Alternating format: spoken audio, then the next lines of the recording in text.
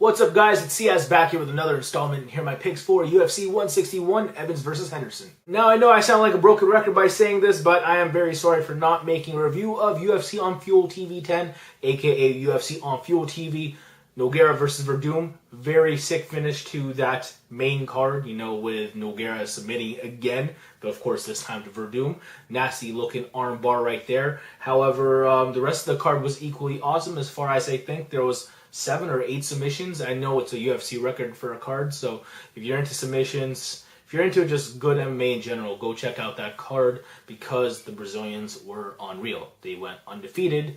Then again, you had a lot of Brazilian versus Brazilian matchups and Brazilian versus foreign can matchup. Real talk, that's what they try to do on free cards, just make the home guys win. And for the most part, you're not going to see that kind of stuff right here because not everyone's a Canadian on this card. This card is taking place in Manitoba. Let's see, is a Canadian a favorite in most of these fights if they're in one?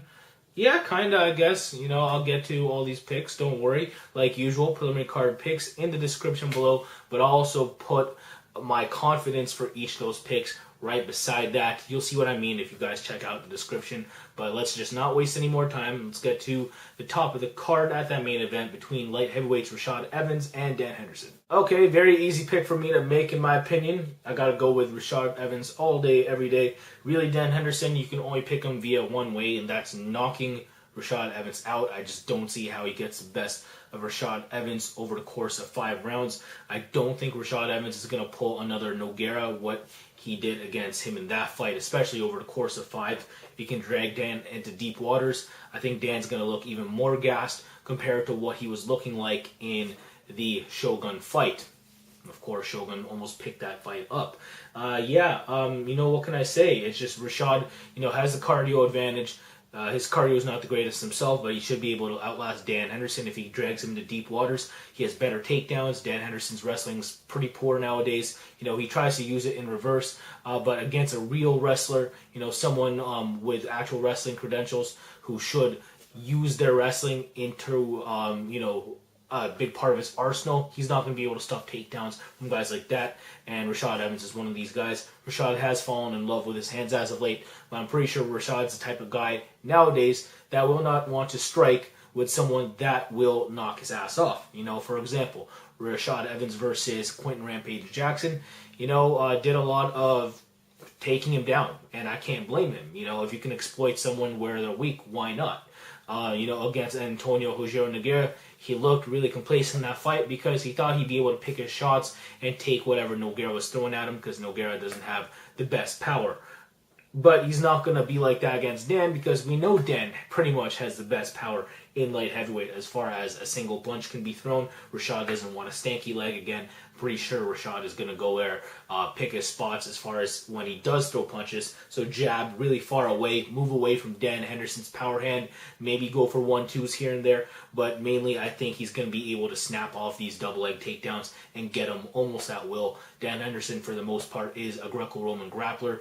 If you're going to take him down in the clinch, he's probably going to be able to stay up on his feet from there in that position. But as far as stuffing double legs, I don't think he's ever been great at doing so. If Rashad Evans has a plan over the course of 5 rounds to just go for double legs, I think he'll get them, and I think he will have that game plan. So I look for Rashad Evans to look kind of boring over the course of 5. I think you're going to hear some boos because we're wanting a stand-up war or some sort of knockout. And I just don't think we're going to see it if Rashad Evans has a smart game plan. I just think it's the likeliest if he just wants to secure a safe victory. So that's my pick, Rashad Evans via unanimous decision. A bit of lay and pray, a bit of jabbing and moving away from Dan Henderson's power hand. Really easy fight for him on paper if he sticks to his game plan, just because he also has, again, the cardio and the speed advantage, and Dan's just slow as shit, and all he can do is knock you out. So, again, Rashad Evans via UD. Next pick, co-main event between Roy Nelson and Stipe Miocic. Very easy fight to pick. Heavyweight-wise, got to go to Roy Nelson all day, every day. Stipe Miocic's striking defense has improved a little bit, but I just don't see him not getting clocked by Roy Nelson. Overhand right, just one of those big-ass, fat, lunging punches from Roy Nelson. I think that Stipe Miocic will succumb to that just because, he's going to get into brawl mode, and I think Roy Nelson's going to find an opening to land that punch, and then maybe drop him, or maybe drop him there and then finish him off with a couple more before the ref waves it off. So I think that's the likeliest outcome. I can see Stipe Miocic, just trying to play it safe as far as the jab game is concerned, just keeping Roy Nelson at bay and just moving away from Roy Nelson's power hand. Stipe is a Golden Gloves boxing champion. He should be taking these things into account in MMA, especially when he has a Division I background in wrestling as well. He's on paper more faster and I would say stronger than Roy Nelson. He's the more menacing, athletic guy in this fight, and he should beat Roy Nelson with the attributes he has. It's just I don't think he has the fighter IQ MMA-wise, because I haven't seen him with a sick game plan yet. Against Shane Del Rosario, he was taking a lot of kicks. Against Stefan Struve, he just fought stupid, and he made Struve look like a K1 kickboxing champion at some points in that fight. It just wasn't a good look from what I've seen of him stand-up-wise defensively, and I even think a sloppy Roy Nelson overhand right is likely to knock him out because of that. He'll have his moments as far as clocking Roy Nelson, but I think Roy Nelson's just going to be ultra-aggressive as far as chasing him with that punch, and he's just going to get it. So that's my pick, Roy Nelson. I'm going to say he wins late first round KO via punches. All right, apparently someone's trying to get a hold of me. Whatever, let's just move on to the next pick. Ryan Jimmo versus Igor Pokrayets in the light heavyweight division. Easy fight to call. Igor Pokrayets, pretty much a brawler and a brawler only. If Ryan Jimmo feels like striking for the most part, he will get knocked out. However, I think Ryan Jimmo, being in Canada, will kind of fight safely, and I think the crowd will cheer him accordingly for a bit and eventually start to boo towards the end. So I think they're going to cheer him for that one takedown, and then it's going to be all downhill from there as far as a boring fight. Jimmo is a decent top position guy. Pokrayets' defensive jiu-jitsu, not the greatest, but I just don't see him having the guard skills to cope with Ryan Jimmo just sitting in his guard and landing the occasional ground pound. I think it's going to look like that over a course of 3, to be honest. Maybe Ryan Jimmo stands with Igor Pokrayets after feeling fired up from the crowd as far as giving them what they want to see as far as a brawl, and then maybe gets knocked out because of that. Or maybe he knocks out Igor Pokrayets himself. Pokrayets' chin, I would think, has deteriorated as of late. Maybe Jimmo feels like striking with him, but I think he feels like he should take it safe. Pokrayets, defensively, jiu-jitsu-wise, again, not the greatest. You can take him down. And I think Jimmo has the skills to do that and more. So yeah, gonna go with Ryan Jimmo. Unanimous decision. Well, as far as what I see happening so far, I think this card looks kind of stupid. But it is what it is. Let's just move on to the next fight. It's in women's bantamweight. Alexis Davis versus Rosie Sexton. I'm pulling for my girl Alexis Davis. She actually is not far from where I live, 10 minutes away in Port Colborne, Ontario, where she is from. So shout out to Port. And shout out to Alexis Davis. I think she actually will knock Rosie Sexton's head off. I don't think it's a hard fight for her at all. Rosie Sexton should be in 125 or can make it. Alexis Davis is a bona fide 135 pounder. I'll just say that right off the bat. Size matters, and Alexis Davis has it.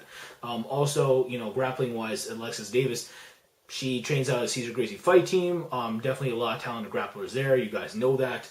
Rosie Sexton, a talented grappler in her own right, also competes in grappling competitions, but I just don't see how positionally she'll find an advantage over Alexis Davis. I think if anyone's taking anyone down, it's Alexis Davis taking down Rosie Sexton. Well, why should she be compelled to do so while she is the better striker? Alexis Davis, of course. I think that Davis could just keep Rosie Sexton at bay with a jab, or maybe just whatever she can throw from the outside, leg kicks, just the whole shebang. And when Rosie Sexton feels like timing a takedown or a clinch attempt, she can't, because she's just not going to be as mobile. So if Alexis Davis feels like being pinpoint from the outside, she can definitely win this fight via either UD or eventually a TKO. I think she's going to just beat the crap out of Rosie Sexton from the outside as far as those kicks and punch combinations. I don't see why she shouldn't. Sexton isn't great on feet whatsoever. Eventually, I think Davis takes this fight via TKO in round 2. So that's what I'm calling for. And moving on to the last fight I'll break down, the one kicking us off on this main card is between Shawn Jordan and Pat Barry, so more heavyweights. Pat Barry, can he knock out Shawn Jordan? Hell yeah, Pat Barry packs a wallop of a punch. If he nails a short hook, he can put you down and finish you off with more strikes. He has pretty good snap on his punch.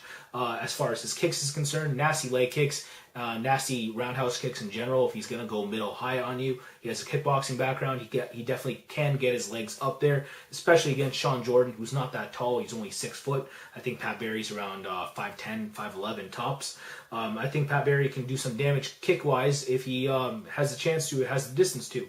Shawn Jordan, what's he going to want to do? He doesn't mind standing up as well. He's not a bad stand-up fighter. He's actually all right. You know, he has good short hooks, good combinations as far as, you know, maybe uppercuts here and there. Nice straight punch. However, he doesn't want to strike with Pat Barry. Why not clinch up against Pat Barry, get underhooks, land some knees, and maybe get a takedown from there? Pat Barry, I don't think will have the sweeping ability to cope with Shawn Jordan if Shawn Jordan has developed more of a top control game. I know Shawn Jordan has it. Maybe he goes after an arm triangle or a key lock or something. I can see him doing it. Pat Barry, he's a hard guy to keep on the mat as far as his physique is, because Pat Barry has a lot of core strength.